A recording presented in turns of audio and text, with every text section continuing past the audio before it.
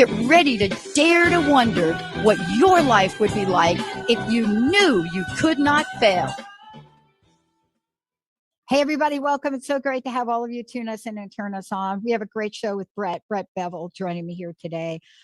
This is really, I'm going to say 3 words, and I just want you to hear them and be mindful of how you feel about them, because this is this episode with Brett. Confronting white cowardice. Confronting white cowardice in ourselves and in others, because this is what Brett does. And you've heard him on my show before. You've heard me talk about his fantastic book, one of his books, Healing Racism Within. You also will know him as a healer, psychic Reiki, the Wizard's Guide to Energy Healing, all of that. When you think about Brett, you really get this multidimensional aspect of what his life path and calling has been about. But today you're going to hear more. Today you're going to hear, what is it about taking the pathway and being called to move forward on the pathway, any pathway that has the word racism in it. Brett, it's great to have you here. Welcome. Thank you. Thank you so much for having me back on your show. Yeah. I mean, I think this is exciting in a lot of ways. You're going to be doing this show. And then in the next half hour, I'm going to be talking about the future of an ethical Olympics in a lot of ways. And are they related or not? I don't know. But you're going to help us today. You're going to help us in the conversation. Let's talk about what we are looking at. What white cowardice looks like, how it shows up very, what's the word I want to use? Not subconsciously, maybe subliminally, but not if you're on the other end of it. But it shows up. And yet we laugh at jokes. We turn our face away. Come on, tell us. How does it show up so people get a sense of what they can be aware of to change? Yeah, I mean, so white cowardice for me, it's like that deeper underlying cause of what people often refer to white privilege. But to me, that term never quite felt like it went deep enough. Like white cowardice is really that psychological, emotional component that causes us to act basically in a cowardly way when confronted with issues of race. And, for example, if you are somebody who's experienced, in the work environment, maybe there's a party and somebody did a blackface joke, right? And then you try to raise awareness about the inappropriateness of that. Or do you? Are you afraid to? Do people lash out at you if you do that? And what's the underlying cause for their lashing out? Another way to look at that would be, say you're walking down the street and you notice a group of people beating up one person, and you keep walking, and then a mile later, you run into another group of people beating up somebody, but this time that person's white, and so you intervene. Whereas the first time, maybe you just didn't look the other way and just kept going. So it's these subtle ways that sometimes we just don't really acknowledge the way that it affects us. And it's really, 500 years of programming that's living in our subconscious, in our cellular memory, and in our culture in a very deep way. And let's talk about this for a minute, the way it shows up in our mainstream and not so mainstream. And I just want to be very clear about this. When we're talking about the things we're talking about today, it really does not have a boundary. And here's what I mean about it. It doesn't have a boundary about, oh, this group is really enlightened. They don't do it. Okay, those people over there. Or this group is really, this group over here, that political party, they do it. We have so categorized and wanting to point the finger rather than understand the behavior. See, if we could get at understanding behavior, that doesn't have a boundary about political party, sports teams, SES, whether you're in an economic group of class or not, right? Exactly. I think of it more like if you think of the ecosystem of our society has been polluted with this energy of racism. And just like, it's pretty hard to find a glass of water where you can drink that doesn't have some kind of plastic in it or some kind of pollutant in it. The same is true whether you're Republican or Democrat, or whether, you consider yourself to be very progressive or not. that energetic pollutant of racism exists in everything that it surrounds us. And so what my book is about, what I'm trying to raise awareness about, is how do we begin to look at that in ourselves and then move through that and transform it in ourselves so that we can then create a better world for everyone. Let's talk for a minute, if we could, about how white cowardice shows up. There are so many, many, many ways. And what I mean by that is we have really blockbuster movies that have come out, like the movie Green Book, which talked pretty much about a situation, a real live one, but the nuances of this, right? The nuances of a guy from an Italian family who decides that he's going to take a job to, travel with a Black musician. And it really shows the nuances, right? But the nuances have to be addressed as more than a nuance. See, we say words like nuances, and the issue really isn't that. Our behavior hurts people. Yeah, I would say, some of those, again, what you would call nuances that are actually very painful and really quite tragic when you take it on the larger scale. The biggest one that I find is silence. Is that thought that often happens among white people, that we don't have to talk about the issue of race, or that we can be silent in a conversation when somebody's being racially inappropriate, that we can just sidestep the whole issue. And that when you're a person of color, you don't have the choice of disengaging from that kind of behavior because you're the object of it. But as a white person, one thing I've been very strongly aware of in my path is that how I had the privilege of avoiding that conversation entirely. And then when I really dug deeper into that, I realized that's just cowardly. That's just cowardly to avoid those conversations and to not speak up when I know something is inappropriate and wrong. And so really taking that white cowardice and transforming it into the courage to speak up and to speak the truth, regardless of the consequences. Yeah. And, I wanted to say to people listening is that we're really talking about outcomes which take bold acts of courage sometimes.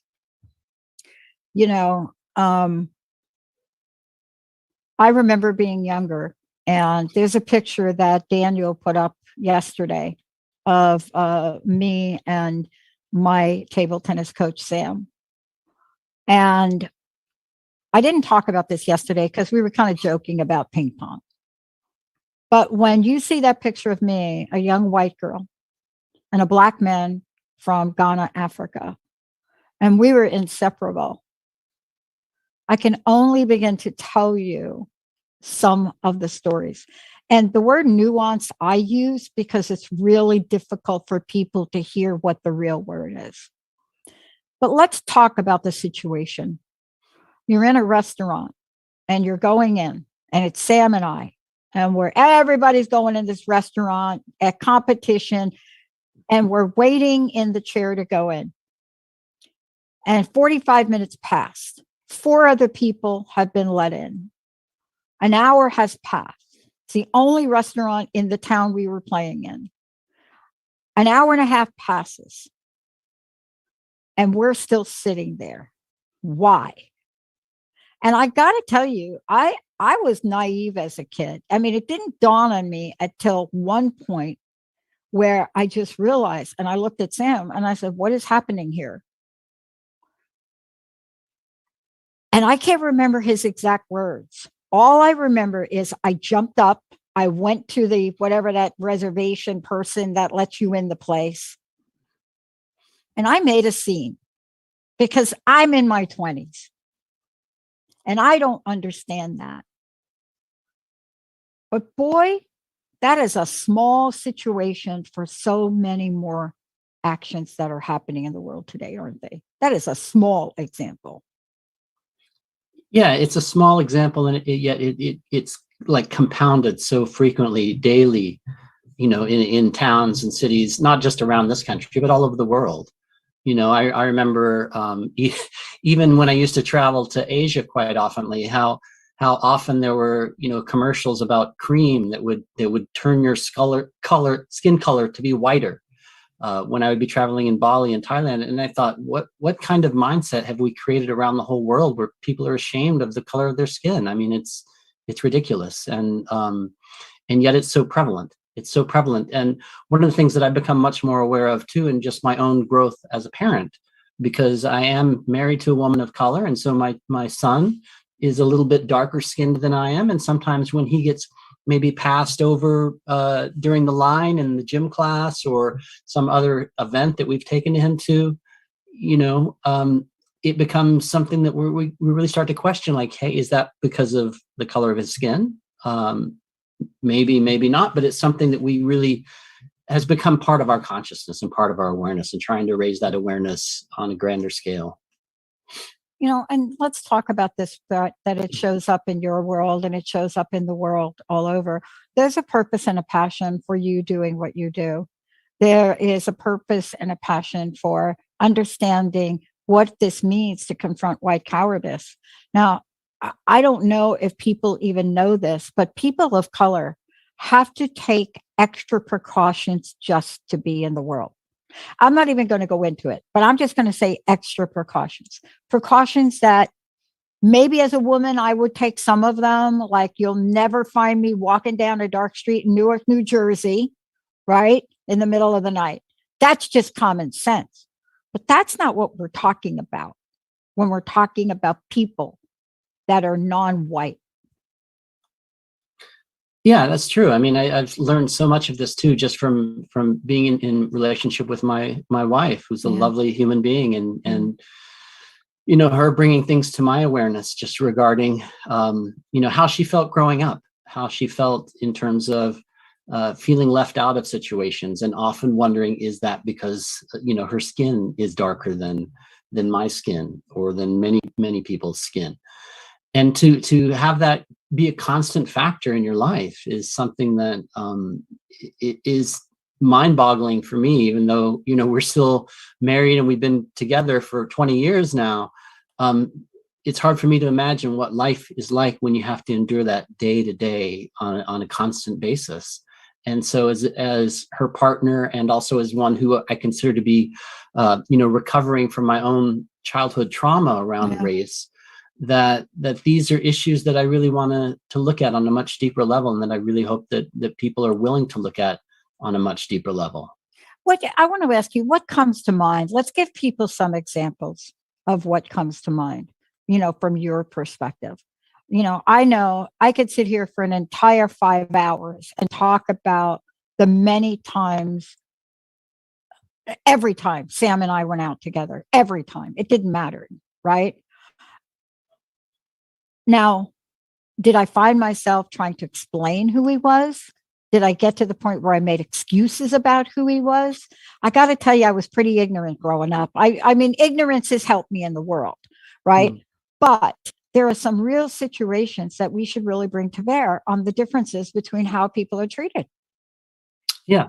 I mean, a very simple example I can think of is a neighbor who used to invite me and my wife over to their house quite often. And one thing we began to notice is they would always offer me a beer, and they would never offer her anything to drink. And I'm just like, well, is that because she's a woman? I don't know. I mean, the wife seems to be drinking. Is it because of the color of her skin? And so, we just don't go there anymore. We did bring it to their attention, and we just stopped hanging out with them. But these may seem like very small things, but when you add it up in terms of your daily life, and then you start to think about things like, did you miss that promotion because of the color of your skin? Were you pulled over at the red light because of the color of your skin? And things like that. And then when we get into these situations where it seems on a daily basis now, where we learn of somebody being shot, because of what seems like a simple, checkpoint at a red light, and then somebody's dead, and that somebody is usually a person of color. And so what I'm really trying to dig into is what collective consciousness exists and is expressed through the mind of that policeman that ends up pulling the trigger, and how do we change that same consciousness that exists in all of us, even if it's not as blatantly expressed, and trying to look at different exercises that we can do to really engineer that change in our consciousness. But you know, really what you're talking about, can I just get back to something you just said, if you don't mind? Sure. But before we do, I want to take a minute just to remind people, my very special guest today is Brett Bevell. And if you want to find out more about Brett, everything we're talking about, all of the books that he's written, really about his passion and awakening in the world, you can go to his website, Brett, BRETT, Bevell, BEVELL.com. And when you get there, you're going to see all of what we're talking about, whether we're talking about energy healing or healing racism within, which we've talked about. The body of work is here. But today on the show, what you did hear is you heard about what he is coming forward and speaking about. I want to ask you this question, because I've heard this more times now, Brett, and I think you're the guy that's going to help with this. Mm-hmm. I had to make a decision about a month ago as to how I would formulate the network as we're going through our expansion. And I don't even want to go into how many questions that were presented to me when I wanted a channel, a dedicated channel that's going to address or have conversations about what we're talking about. But some of my very well-educated, been around the block, activist people, marching, the whole Black Lives, the whole, said to me, Pat, aren't you afraid of saying the wrong thing? And I thought about that for a minute. And then I talked to some of our hosts who actually have shows that address this issue.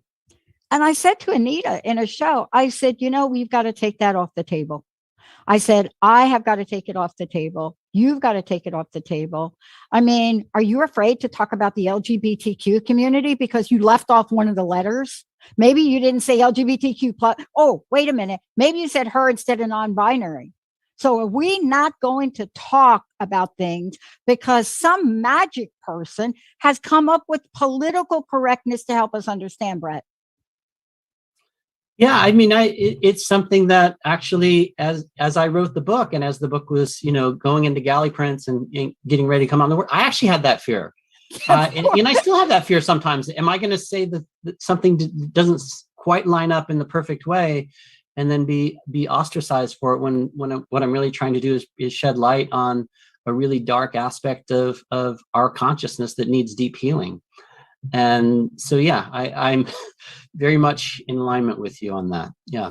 It's interesting because I was doing the other day, I play sports with a lot of people that English is not their first language. And I love how they make fun of how I speak Chinese, but I don't give up. I will come out and try to pronounce and say things like ni hao. I mean, I will do it. We cannot be afraid to speak. If we are afraid to speak, we are going to be afraid to change. That is the bottom line for me. And if we're afraid to speak, then the only alternative is silence. And silence is just being complicit with the same system that has existed for hundreds of years. So we need to be willing to speak and even acknowledge that, yeah, we might make some errors here and there, but there needs to be that openness, that willingness to have a deeper conversation and a deeper dialogue. Yeah, I think that we are really in a moment of silence right now. We have gone silent, right? The most vocal aspect of what is happening now comes from an industry that my dad was in, and he was a trucker. We all had to become Teamsters members, just saying. That's the most vocal that I've seen en masse since we started to see some of the protests. How do we get past this, Brett? How do we get past this idea of white cowardice? Again, for me, I think it's really each of us being willing to look at it in ourselves and look at it through deep personal work, the same kind of work you would do if you're grieving the loss of a dear friend, or if you're, going through some other kind of trauma that you're trying to heal, and using those same kind of tools. And for me, that's literally how I came to this work, was that in my own journey as one who had gone through severe childhood abuse, I began to notice that some of the patterns were the same with what happened to me as a child, with what was going on with the culture at large with regards to issues around race, that same kind of issues around silence and people not speaking out, and there being a taboo on even having the conversation. And I started using those same tools that I was working on for healing myself to actually dive deeper into these questions around race. And so that's what I think all of us need to do on whatever level, whether it's through journal writing or meditation or energy work, whatever path it is that you feel comfortable in terms of self-examination. Start to focus that lens on the issue of race and see where it can take you to help you enlighten your own awareness of where your own blind spots are and how to heal them and how to become a better person. I want to jump to something that's even more subtle, but I need to talk about it because I'm really, based on what I discovered about my heritage and grandfather, I've gotten acutely aware of the Latino community. My godchild, my nieces, nephews, all part of the Latino community. And I need to have a moment where we speak about that, because you can be in a room and there could be people that are speaking Russian, they could be speaking Italian, they could be speaking, I don't know, like something else. And then somebody will start to speak Spanish. And that will be a person that speaks Spanish, a person that is brown, that speaks Spanish. And you watch the reaction and the resentment of people around that. Now that is a level of racism that we absolutely must look at. Do you know what I mean? I know exactly what you mean. I actually came from the same kind of environment. And I even talk about that somewhat in my book. I grew up, both in California and in New Mexico because my parents were divorced. And in New Mexico, a lot of people for hundreds of years have been speaking Spanish. And I noticed that even though I lived with my grandparents there who outwardly professed to be very liberal and enlightened, they would get so mad about people speaking Spanish. And I'm like, but why? This makes no sense. And I've had to do my own inner work to shift that upbringing that I was brought up in, where I now feel almost more alive when I hear languages that are not from my own on my own upbringing. I almost feel like there's a kind of music there that I find inspiring. And so to have to unwind and change that sense of resentment, again, it's something that I had to do personally, but I know exactly what you're talking about because that's the environment in which I was raised and which makes no sense at all. And, it's interesting. May I say this? Yeah. I was shocked at during the primaries, Beto O'Rourke spoke Spanish. I was shocked at the laughing and the criticism for his Spanish dialect. I wanted to reach through the TV and I just wanted to shake some people.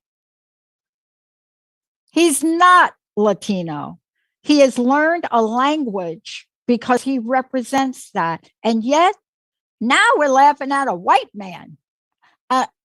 There's just no end to our lack of awareness in the humanity of what we do, right? There were more conversations about Beto O'Rourke not speaking good Spanish than there were about the issues. And I thought to myself, I didn't know you at the time, but I bet if we would have been doing a show, you'd have had a few things to say about that, wouldn't you? Yeah. It goes back to that sense of, again, the environment that I grew up in, this kind of weird resentment of people speaking languages that maybe they didn't grow up with. And so I remember those moments in the primary, and I found them shocking too. It's just like our whole cultural spectrum is just off and unwilling to look at the deeper the deeper underlying things that we should be looking at. And again, I think that is an expression of what I call white cowardice. I actually picked up the phone and called the gentleman who was Latino and called his office. Look, we got to stop this. I am never going to speak Italian like Sophia Loren. It is not going to happen. But I cannot be afraid to speak a dialect of Italian. I'm not going to speak Portuguese. You know, my grandfather was born in Brazil. I'm not going to speak that like Giselle, Tom Brady's. I'm not going to speak it like them. But does that mean we don't try to build the bridge between love and hate here? Yeah.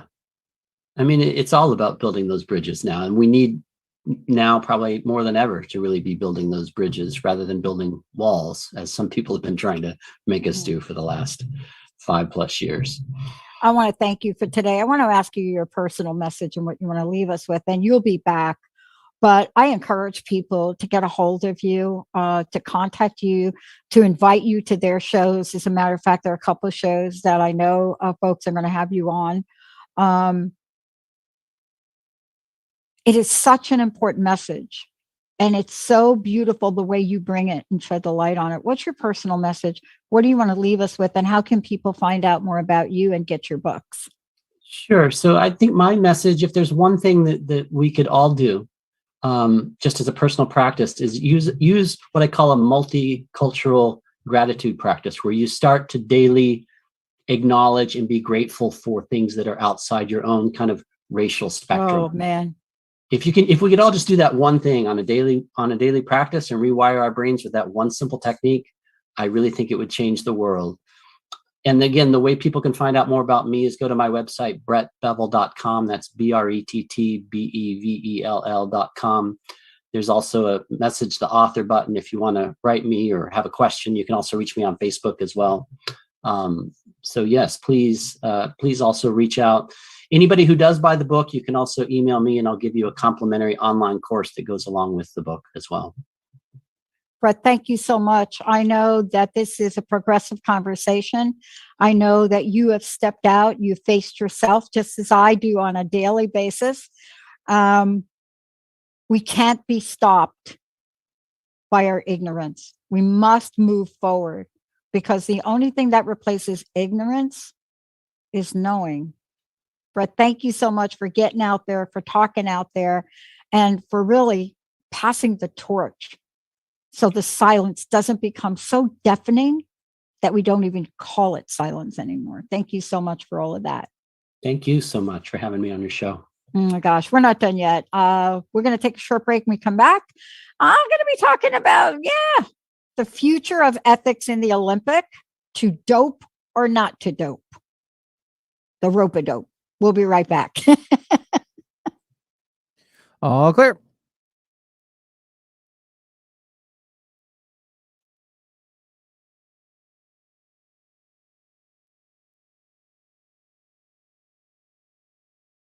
Know your own divine magic and extend peace and love to all with Reiki Master and author Brett Bevell.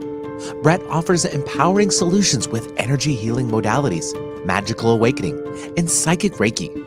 Brett's latest book, Healing Racism Within, A Lightworker's Guide, draws on his own journey of growing up in a racist community and healing childhood trauma. For more on the most cutting-edge energy healing techniques, visit brettbevell.com. The Truth is Funny, Shift Happens with monthly guest host Karen Benton. Tune in for powerful conversations about health and wellness.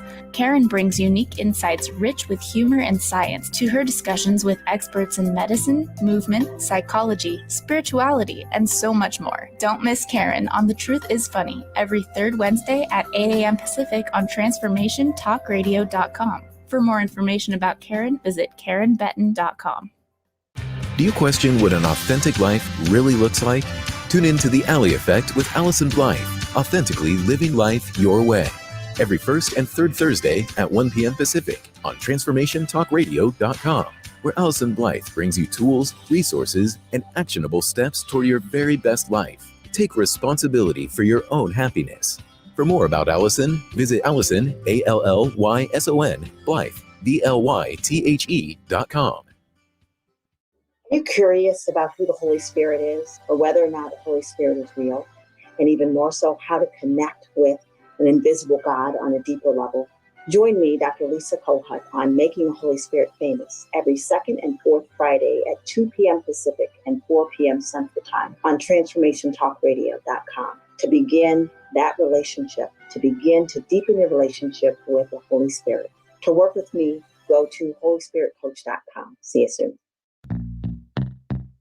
Stuck in a roundabout of dysfunction? Stop circling around difficult issues and find out what's been holding you back. Learn how to speak your truth to power with host Dr. Kathy Obear. Create real change with smart tools and smart strategies. No frills, no fluff, just life-changing conversations to help get you where you want to be. Extend your reach and become an agent for real change with Kathy Obear. For more information on Kathy and her work, please visit drkathyobear.com. That's drkathyobear.com. Tune in to Knowledge Book Radio with host Marge Potasic, the fourth Tuesday each month at 4 p.m. Pacific, 7 p.m. Eastern on TransformationTalkRadio.com. Through many experiences, Marge was led to the Knowledge Book, a gift to humanity in its transition to the Golden Age that provides truth and answers. She now shares information from the Knowledge Book with you monthly on TransformationTalkRadio.com on Knowledge Book Radio. For more information, visit usa.theknowledgebook.net. Ready to come back?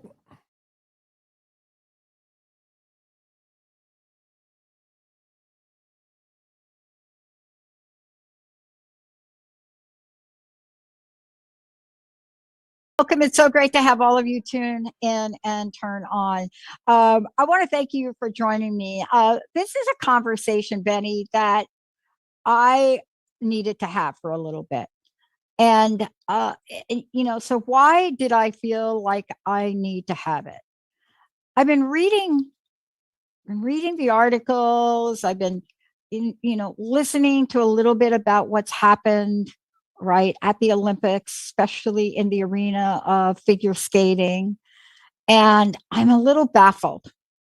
And so here's the question as I read about the debates that are happening back and forth by athletes, by previous athletes like Ms. Richardson, who was not allowed to participate because of the United States decision to bench her for marijuana, not the Olympic Committee decision, but the United States, right? So people are coming forward, and you hear originally what you heard when this was first discovered.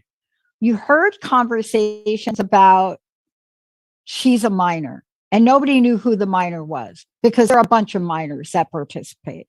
But there was a minor that competed in the Olympics. We now know who she is. And it was revealed that she tested positively for a particular drug, which we're going to talk about today. But that wasn't the question. What happened thereafter is what became very confusing, at least to me. I'm an athlete. I've competed in my younger years. There were rules back in the day, and there was no way that you were going to compete in something that you disqualified yourself by taking some other action for. It used to be very clear, pretty black and white. You take a test, you pass the test, or you don't pass the test, right? Now, am I oversimplifying it?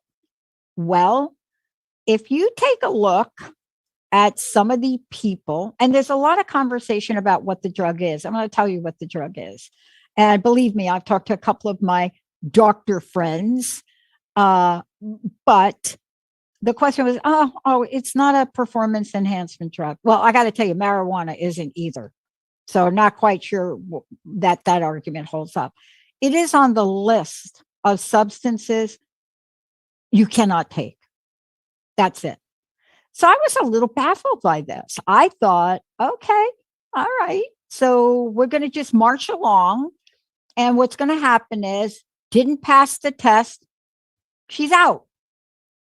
The team is out. They're out. They're gone. They're like Zippo out. That's not what happened. And I didn't pay a lot of attention until I got a bunch of emails. And I said, okay, I've got to start to look at this. So what really is the issue? Why is it so hard to look at a situation that is very clear? You either have that drug in your system or you don't. See, I'm just like, that's me. I'm an athlete. We either passed the test or we didn't. You either had a urine analysis and you passed or you didn't. There was not like, oh, I may have passed. So I was a little baffled by this. So I talked to a couple of my friends, talked to some coaches, and this has become an issue that turned into a backstory. So what's the backstory? So one backstory is this happened to a minor and she's not responsible. Okay, maybe she's not responsible.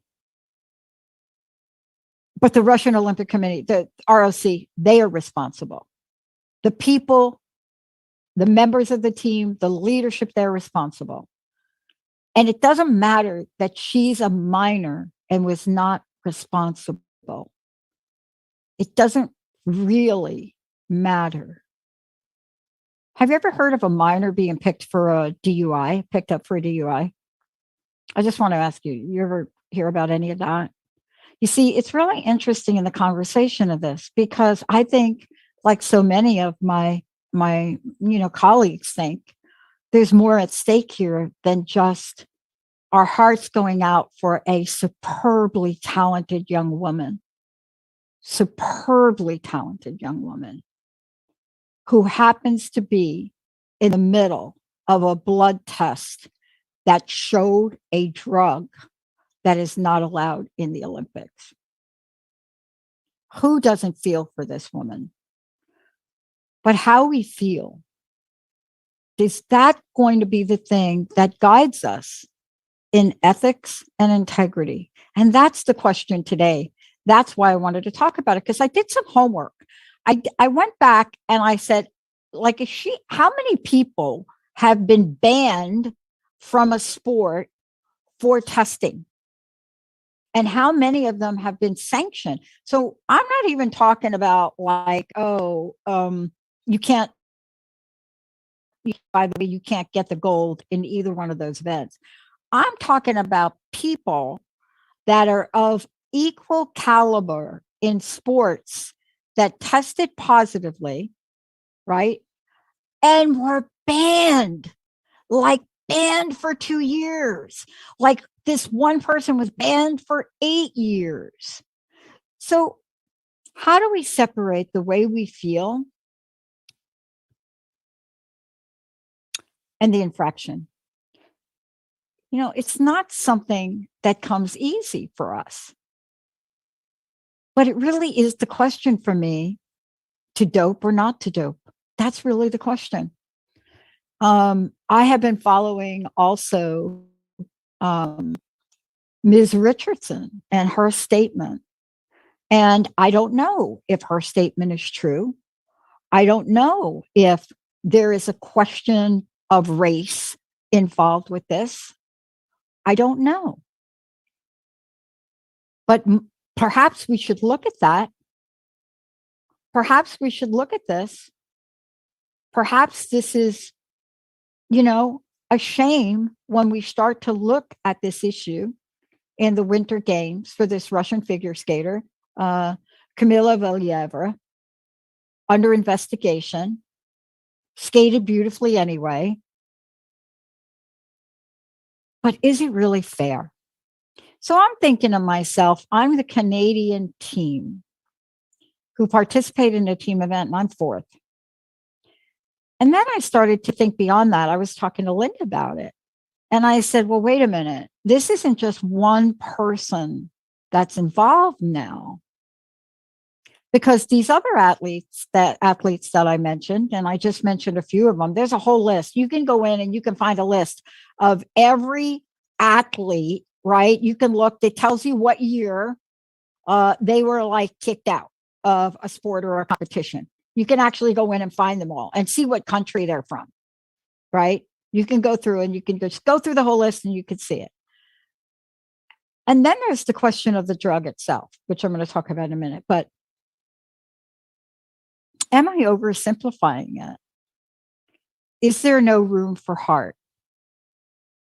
There's never really been room for heart in Olympics and sports and competitive sports.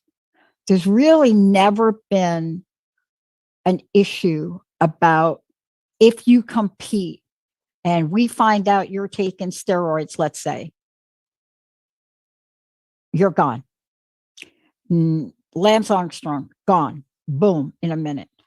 But really, what are we talking about? Is it the fact that we're talking about a banned substance that people have now pretty much trying to say, this particular drug, what's the big deal? TMZ. That's what it's a TMZ. It's to treat, the heart-related conditions. Okay, wait a minute. Why is a young skater on heart medicine? Okay, that was my first question to my doctor friends. Why is that? So you can start to go down the rabbit hole like I did. You could start to see, what are the questions we're asking? What are we in search for? Or is it really as black and white as Miss Richardson said? Is it really that? You dope, you're out. It doesn't matter. If it's on the list, you dope, you're out. So then I wondered, why is this so hard? I mean, it's gut-wrenching for this young, superb athlete. It's gut-wrenching. But why is it so hard to make that decision? I wonder. See, I don't really understand that. I don't know how you all feel. 1-800-930-2819. And I know so many people reached out over social media in her defense saying it's not her fault. It's not her fault. It's not her fault. True. But that goes for any athlete that's under a jurisdiction of a leadership team of any country. It's probably not their fault either. But you're competing as a country and your country is responsible. Think about it. See, that was hard for me to come to that. It's hard for me to say that.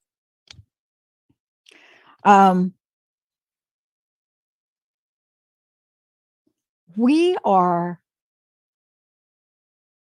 so unwilling to look at things that are so part of a black and white code of ethics. And I say we, I see generalizing, it's hard to do. As human beings that are following the story, it's so gut-wrenching. And just to watch this young woman and the talent, my gosh, it's like, what a waste. And yet, does that allow us to dismiss one of the utmost rules in a championship level, high level sports competition? And that's really difficult. It's difficult. So this particular drug, I did a little research on it. One, the drug is not even approved in the United States for use. So I just want to say that. That's a whole different story. But it's used to treat heart-related conditions. It increases, here's the interesting thing about it, right? It increases blood flow to the heart, which limits rapid swings in blood pressure. So I love listening to the arguments. Oh, this drug, that is not going to do anything. It doesn't mean anything. But think about it. Think about a drug that regulates your blood pressure. Think about what blood pressure does, right? Think about any one of us that maybe we got like a wacko blood pressure thing going on. You can't take it if you're in the United States, but let's just say we were. And it gave us this sense of regulation that no other athlete competing could achieve. See, this is really the question. This is the question. Did it give one athlete over another an advantage in preparation for the sport? Because we go through the same thing with steroids, right? Oh, Joe took steroids for 6 months before he played the football game. But when he played the football game, what we found out was, okay, he was not actually on steroids at the time. He didn't test positively. He just took them over here because he was in the training and it helped him in the training. So that doesn't count.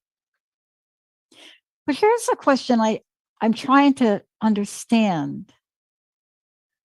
Is it not as simple as doping or not doping? I know in the sports that I competed in, it was very clear. It was like, yeah, that you just are not showing up like you have a clean set of blood work or urine analysis. You're just like, you're not going to, don't even come on a court. But I wonder why this case is so different. But here's another question that I don't have an answer to. And I wonder how you all feel about it. I've competed in sports. I became ineligible to compete to become part of the U.S. team when I was playing very competitively because I accepted $10 for winning an event. And there was a $10 prize. I actually don't remember getting the $10, but that made me ineligible. And I remember showing up to compete to become part of the U.S. team. Stood a pretty good chance and became immediately ineligible because that particular competition and taking $10 moved me from an amateur to a professional. And I remember the moment and I remember crying and oh my God, it was just my coach, Sam, was like, Pat, what did you do? And I'm like, Sam, I don't even remember the competition because I used to compete every weekend. I happened to compete in one that gave money. And I cried and I tried to give the $10 back. I remember being at the registration desk, pulling out a $10 bill to give the $10 back. But no. And then I had to take responsibility for my ignorance. There was nothing I was going to be able to do or say that was going to change this team trial committee from allowing me to even compete. And I learned a lesson from that. Just because I wasn't aware doesn't make me non-complicit. And see, this to me, as I thought about doing this show today, and I thought about what happened to our young athlete who got caught up in marijuana smoking, got suspended for 30 days by the United States, who lost her mom, one of the fastest women on the track. Yes, a woman of color who's speaking out right now. And where people want to say to her, your case is different. They want to say, your case is different because that was the United States. They want to try to convince her that her suspension for 30 days is different. The only difference that I see is that she's a woman of color. I don't see much difference, whether it's the United States or an IOC or it's some other committee. I don't see the difference. If you dope, the answer is nope. It's that simple. If you dope, the answer is no. But I talked to a friend of mine who's on the team that's in 4th place. Friend of mine who is a friend of one of the athletes on the Canadian team. And we're not even talking about the impact on these people. See, this goes so much further down the rabbit hole because people in power and authority cannot make a decision.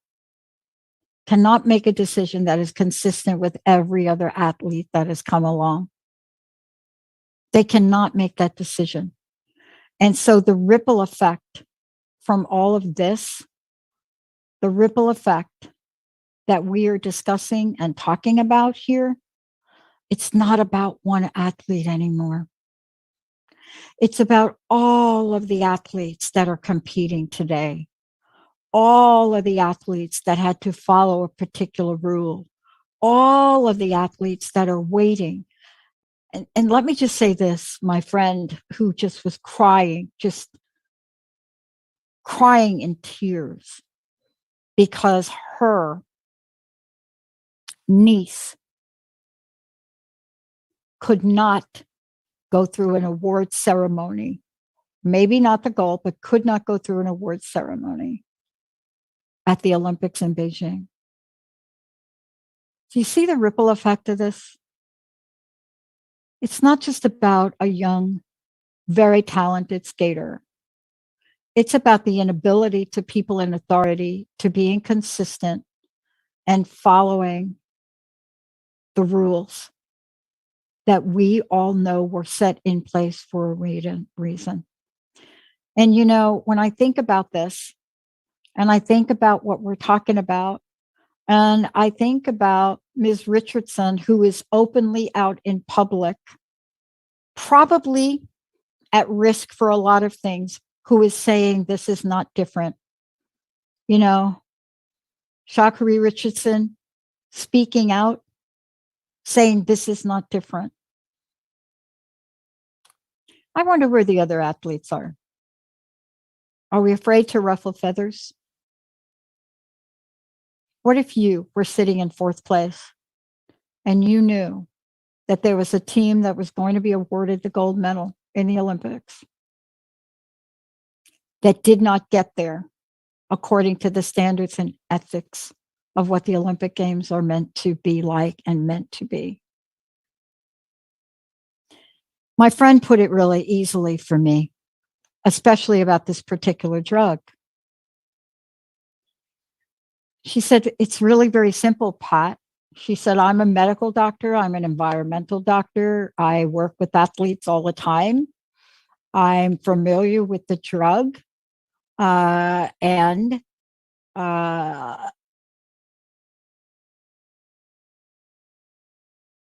she tried to explain to me how this drug was related to the skater's grandfather's medication.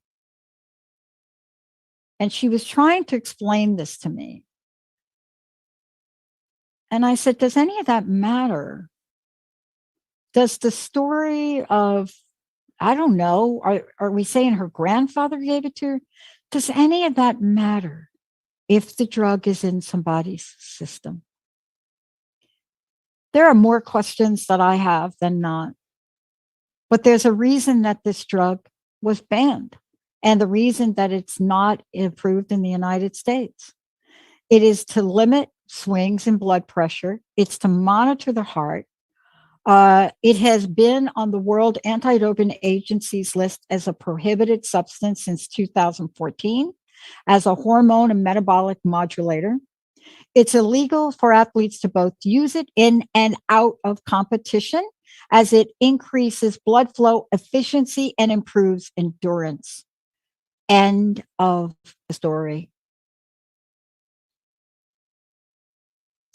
But now we wait, because people that are in leadership cannot make a decision, nor do they understand the impact of their lack of decision making to other athletes that are sitting and watching and thinking, other athletes that are waiting and have now been given a lost opportunity to stand on a podium and receive any medal that they've earned. I don't understand why this is so difficult, but maybe it's because I was an athlete for so many years of my life, and I really understand the rules and the regulations we follow. And I also understand that my ignorance about taking a $10 bill for a competition I won put me out of the running to participate in any amateur sports. And I cried and I was sad. Then I was angry. And then I just looked at myself and my coach and said, that was really stupid, Pat.